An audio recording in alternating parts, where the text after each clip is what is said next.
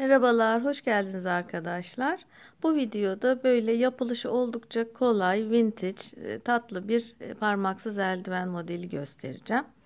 Kullanacağım iplik böyle bir bebe yünü, evde kalan iplerden. Markasını hatırlayamıyorum. Şöyle orta kalınlıkta normal bir bebe yünü. Hani 3,5 numara şiş kullanacağım. Bu şişle örülebilecek herhangi bir yün kullanabilirsiniz. Evet, şimdi yapılışına geçelim. 49 ilmekle başlıyorum arkadaşlar. Şişimize alalım. 49 ilmek. Evet, 2, 3, 4. Evet, tamamlayalım. Evet, 49 ilmekle başladım. Şimdi bir ters bir düz lastik örüyoruz.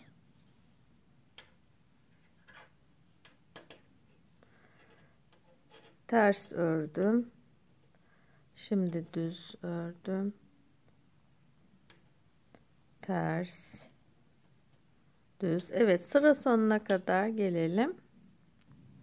Evet, sıra sonuna geldim. Ters ilmekle bitirdim. Şimdi diğer sırada düzleri düz, tersleri ters öreceğiz. Biliyorsunuz zaten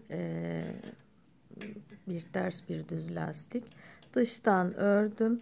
Şimdi tersten örüyorum. Dıştan örüyorum. Ters ilmeği tersten, düz ilmeği düzden. Evet, bu şekilde lastiğimizi örmeye devam edelim. Evet arkadaşlar, lastiğimizi tamamladık. Şimdi ne kadar örmüşüm? Şöyle santim ölçüsü vereyim. Evet, 7 santim kadar bir lastik ördüm ben. Şimdi şu yüzden örgümüzün yüzü olacak. Yani elimizin üstüne gelecek. O yüzden deseni şurada koyacağız. Şu arada parmak baş parmak açması yapacağız. Şurası da elimizin arkası olacak. Diğer eldivende de bunun simetriği olacak. Evet. Şimdi örneğimize başlıyoruz. Ters yüzden örüyorum. 1 2 3 4 ilmek ters ördüm. İpimi çeviriyorum. 1 2 ilmek düz örüyorum. Bu 2 ilmek düz hep böyle devam edecek ajur olarak. Evet. Geri dönüyorum. Tekrar 1 2 ilmek ters. Sonra çeviriyorum. 8 ilmek düz örüyorum. Burası burgular olacak. 1 2 3 4 5 6 7 8. Evet, şimdi çeviriyorum. Tekrar 1 2 ilmek ters çeviriyorum. 1 2 ilmek düz. Başlangıçta yaptığımız o 2 ilmeklik düz ajuru bitirirken de yapıyoruz. Çeviriyorum. 1 2 3 4 ilmek tersle bitiriyorum. Burada da 4 ilmek tersle başlamıştık. Ajurumuzun ilk sırası tamamlanmış oluyor. Örnek modelimizin. Tersten örüyorum. Gene normal örgümüzü de ters örüyoruz. Şimdi şu ilmeğin altındaki şu ilmekten, bakın şuradan ilmek çıkardım. Şöyle tekrar göstereyim. Şu ilmekten şöyle ipin tamamını alalım. Evet. Şu ilmeği tersten ördüm. Sonra tekrar şu bir tane ilmek ayırdığımız orta noktası, onu örüyorum. Sonra tekrar bu ilmeğin dibindeki şuradaki ilmeği çıkarıyorum, bakın şuradan.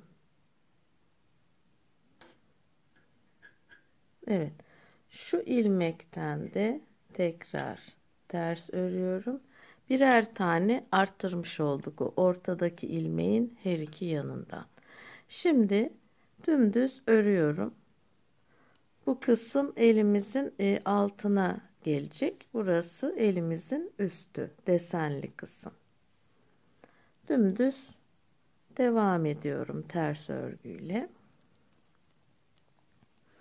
Bu arttırma işlemini 4 sırada bir yapacağız arkadaşlar. Şimdi sıra sonuna kadar gelelim. Evet, bütün ilmekleri ters yüzden ördüm. Sıra sonuna geldim. Şimdi dönüyoruz. Burada düz ilmekleri düz, ters ilmekleri ters örüyoruz göründüğü şekliyle. Şimdi düzden örüyorum, bakın öbür tarafa ters örnek çıkması için. Evet. Evet, ajura kadar gelelim. Böyle dümdüz örüp. Evet, bu baş parmak için bakın arttırdığım ilmekleri de örüyorum. Tersten. Evet.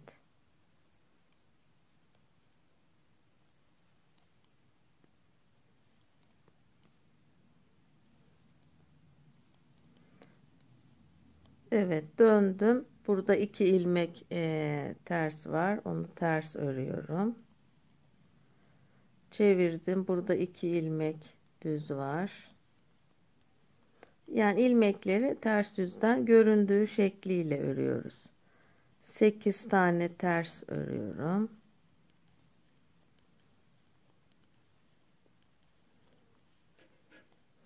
Çevirdim. 2 tane düz, çevirdim. 2 tane ters ve 4 tane düzle bitiriyorum. Diğer sıraya geçtik. Evet. Burada da herhangi bir arttırma yapmayacağız. Şimdi gidip geldikten sonra arttırma yapacağız. İlmekleri göründüğü şekliyle öreceğiz. Herhangi bir burgu da yapmıyoruz bu sırada. Evet, 4 tane ters. 1 2 3 4. Çeviriyorum. 2 düz. 1 2. Çeviriyorum. 2 ters. 1 2. Çeviriyorum. Burada 8 tane düz. 1 2 3 4 5 6 7 8. Çeviriyorum. 2 ters. Çeviriyorum. 2 düz. Çeviriyorum. Bundan sonrasını dümdüz örüyorum arkadaşlar. Ters olarak. Evet, sıra sonuna gelelim. Sırayı bitirdim. Şimdi yine ters yüzdeyim.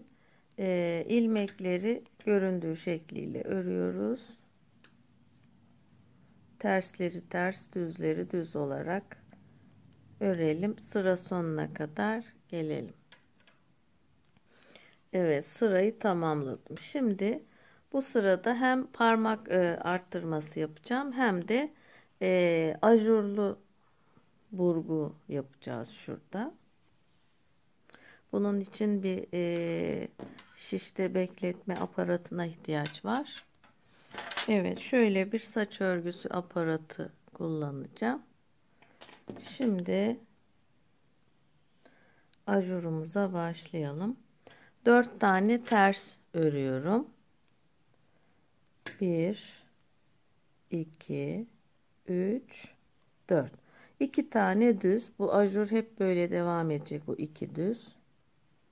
1 2 çeviriyorum. 2 ters. Evet. Şimdi bu 8 tane burguyu yapacağız. Şimdi şu 2 taneyi alıyorum şişime. Sonra arkadaki 2 taneyi bekletme şişine alıyorum. Bu aldığım 2 ilmeği buraya aktarıyorum. Yani sol tarafa, bu tarafa burgu yapmış oluyoruz. Ve bunu da tekrar, saç örgüsü değil arkadaşlar bu modeldeki, sadece böyle burgu, böyle kahve çekirdeği modeline benzeyen bir yapısı var. Evet, şimdi bu tarafa burgu yaptık. Bu 4 ilmeği örüyorum. 1 2 3 4. Yani iç tarafa vurgu yaptım. Şimdi bu tarafı da iç tarafa, buraya doğru vurgu yapacağım bu sefer. Şimdi şu 2 ilmeği şişime aldım. Sonra şu diğer 2 ilmeği önden şişime aldım. Diğer 2 ilmeği diğer şişe geçiriyorum. Yani ilk burguda her iki tarafı içe doğru çeviriyoruz. İçe buruluyor. Sonra dışa burulacak. 1 2. Evet. Şimdi bu ilmeklerimi de örüyorum. 1 2 3 4. Evet. Şimdi bakın içe doğru vurmuş oldum. Şimdi 4 sıra ördükten sonra, bu sırayla birlikte 4 sıra oluyor. 4 sıra ördükten sonra bu sefer dışa vuracağız bu örnekleri. Şimdi çeviriyorum ipimi. Ajuruma devam ediyorum. 2 ilmek ters. Çeviriyorum. 2 ilmek düz. Burada arttırma da yapacağız. Yani her burgu yaptığımız sırada parmak arttırması da yapıyoruz. Çeviriyorum. 1 2 3 4. Evet. Burada arkadaşlar bakın. Şurada 3 ilmek var. Şu ortadaki bizim ilk başladığımızdaki tek ilmek, iki yandan ayırdığımız ilmekler bunlarda. Şimdi bu ortadaki ilmeğe ulaşmak için bir ilmek örüyorum. Bu aradaki ilmek arttırma gelene kadar ördüğümüz ters ilmek sayısı 4'tü. Şimdi 5'e çıkmış oldu. 5 tane ters ilmek ördük ve şimdi arttırma yapacağız. Şuradan şu ilmeği şişe takalım. Şöyle ters ördüm. Bir arttırmış oldum. Sonra ortadaki ilmeği örüyorum. Sonra şu ortadaki ilmeğin dibinden tekrar bir tane örüyorum. Arttırmış olduk şimdi tekrar. Evet. Sıra sonuna kadar dümdüz öreceğiz. Devam edelim. Sıra sonuna geldim. Şimdi ters yüze geçiyorum. Yine tersleri ters, düzleri düz olarak göründüğü şekliyle örüyoruz.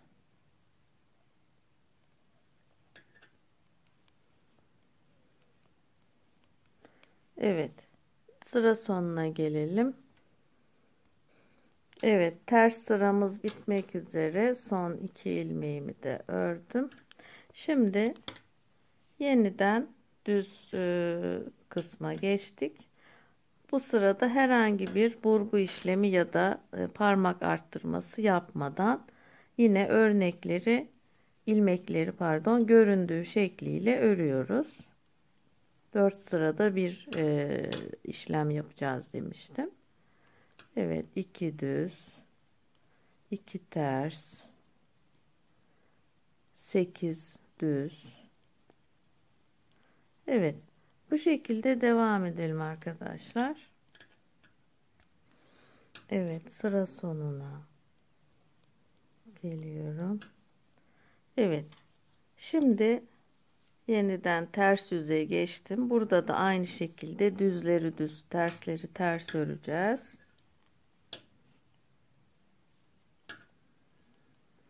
İlmekleri göründüğü gibi öreceğiz. Evet, sırayı tamamlayalım. Evet, sıra sonuna geldim. Şimdi bu sırada yine burma işlemini yapacağız ve ortadan parmak ilmeği arttıracağız.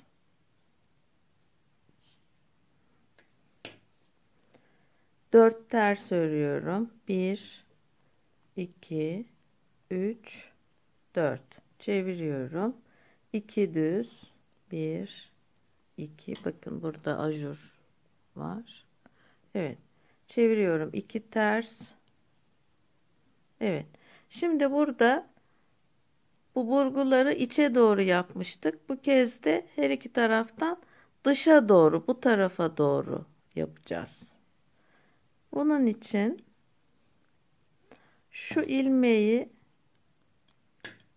iki ilmeği şişime alıyorum. Sonra şöyle ipimi çevireyim.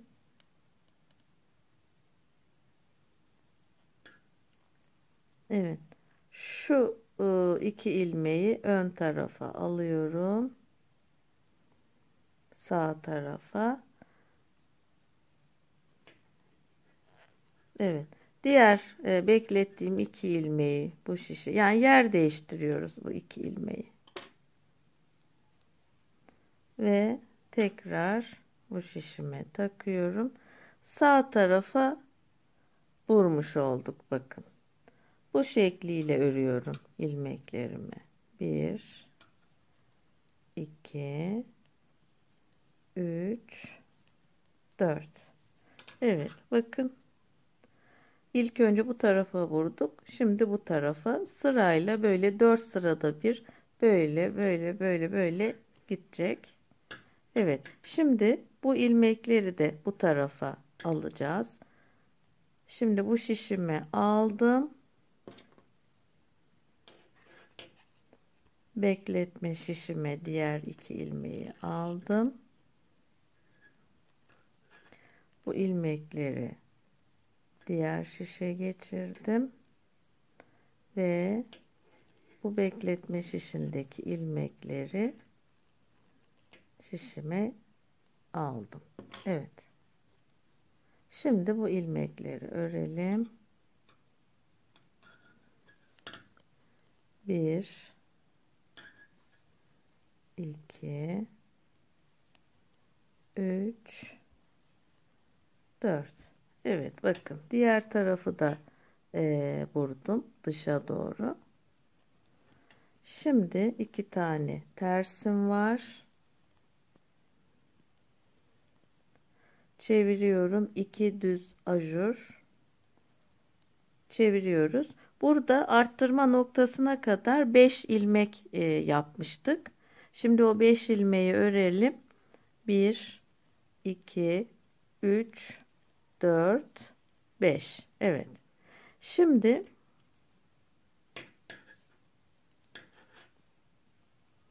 evet, bir ilmek daha öreceğiz. 6 ilmek. Bir önceki sırada arttırdığımız için 6 ilmek oldu. Şimdi şu ortadaki yani her arttırmada buradaki ilmek sayısı yükseliyor. 4'tü, 5'e çıktı. Şimdi 6 oldu. Burada 6 ilmeğimiz var. Şimdi arttırma yapacağız. Şu ilmeği alıyorum. Şöyle bir arttırdım. Bir orta nokta. Yine şuradan bir arttırdım. Evet, birer arttırmış olduk. Şimdi sıra sonuna kadar dümdüz devam edelim. Evet, bu şekilde örmeye devam edelim arkadaşlar. Bir miktar ördükten sonra parmak ilmeklerini keseceğiz. Baş parmak ilmeklerini, gövdeyi örmeye devam edeceğiz. Evet, devam edelim.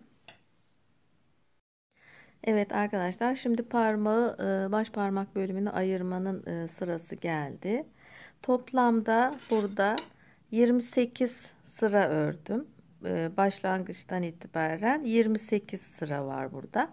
7 kez arttırmış oldum şu arada. Evet, şimdi buradan 24 ilmeği şişime alıp bekleteceğim. 49 ilmekle başlamıştık. Bir ilmek ortada bıraktığımızda 24 bir tarafta, 24 bir tarafta oluyor.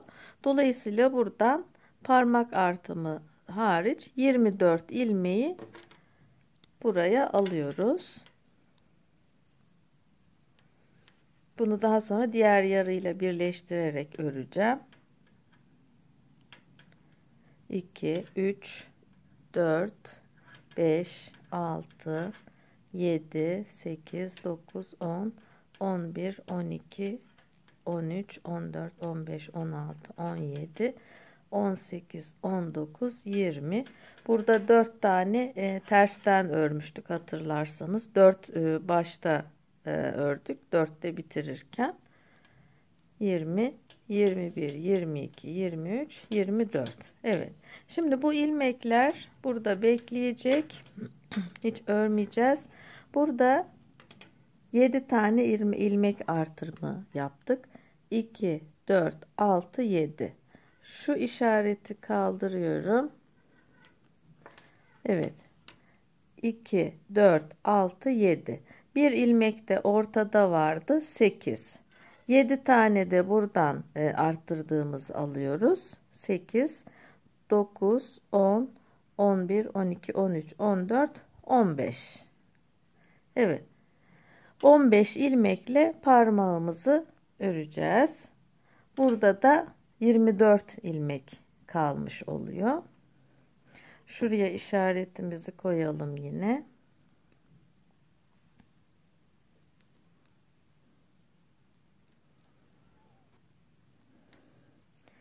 Evet. Şimdi şu ipimi keseceğim. Ya da şunun ucundan alayım. Evet. Şuraya ipimizi bağlayalım. Evet, ipimi bağladım buraya. 15 ilmek öreceğim. 1, 2, 3, 4, 5, 6, 7, 8, 9, 10, 11, 12, 13, 14, 15. Evet, 15 ilmek ördüm. Geri dönüyorum. Bu kez düz yönden. Evet, bir miktar örelim bu şekilde parmak yüksekliğini. Evet, 7 sıra ördüm arkadaşlar bu şekilde. 1, 2, 3, 4, 5, 6, 7 sıra dönüyorum. Bu sırada artık kesme işlemini yapıyoruz.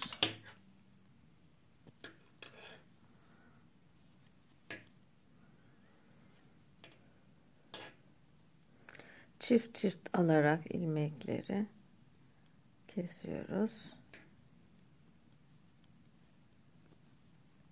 Evet, keselim tamamen. Evet, Baş parmağı kestik arkadaşlar bu şekilde. Şimdi ipimiz burada kalmıştı hatırlarsanız. Tekrar şu parmağı atlayarak şuraya alıyorum.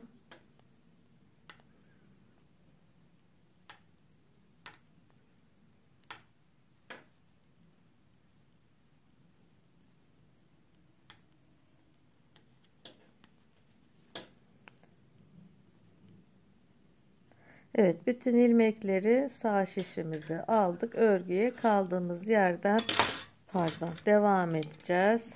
Şöyle. Evet. Şimdi buradan direkt böyle dümdüz el uzunluğu boyunca örerek devam edeceğiz. Burası burma sırasıydı. Normal burma işlemimizi yapacağız. Dolayısıyla parmak kestiğimiz noktada 1, 2, 3, 4 tane burma işlemi yapmış oluyoruz. Evet, örgümüze devam edelim. Evet arkadaşlar, şimdi son sırayı örüyorum gövdede. Şöyle bakın, 1, 2, 3, 4, 5, 6 tane boğum yapmış oluyoruz. Burada birleştireceğim. Evet, şimdi şöyle ölçü vereyim. Bu sırayı bitirdikten sonra keseceğiz arka yüzde. Ne kadar örmüşüm? Şöyle, evet, 12,5 santim kadar bir uzunluk örmüşüm toplamda. Şöyle şu parmağı açtığımız yerden itibaren de şöyle bakın 4,5 santim kadar ördüm. Şu parmağı açma noktasının uzunluğu da şöyle bakın 7,5 santim. 7,5 santim olduğunda açıyoruz parmak ayrımını. Evet. Şimdi burada bu sırayı tamamladıktan sonra örgümüzü keseceğiz. Evet, sıranın sonuna geldim. Burada sonuncu boğumumu yaptım. Toplamda 1, 2, 3, 4, 5, 6 boğum oldu. Evet, sıramı tamamlıyorum ve bir sonraki sırada artık ilmeklerimi keseceğim. Evet, çift alarak ilmeklerimi kesiyorum. Bundan sonra örgümüzü dikmeye başlayacağız. Evet arkadaşlar, örgüyü kestim. İpliği uzun bırakarak iğneden geçirdim. Şimdi şöyle katlıyorum. Önce yan kısımları dikeceğim.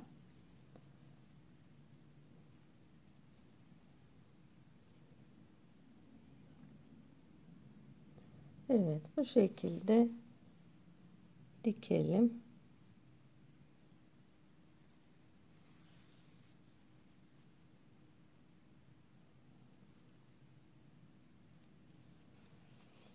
Evet, bu şekilde dikelim. Evet, eldivenleri diktim. Tamamlandı arkadaşlar. Üzerini süslemesini de bu şekilde yaptım. Şu burguların ortasına birer tane inci diktim. Uç kısmına da dantel diktim. Evet, siz dilediğiniz şekilde süsleyebilirsiniz. Şöyle yiyelim.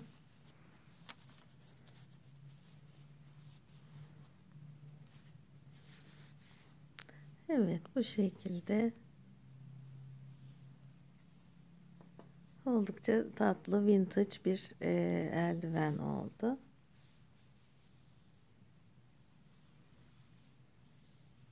Evet, umarım faydalı bir video olmuştur.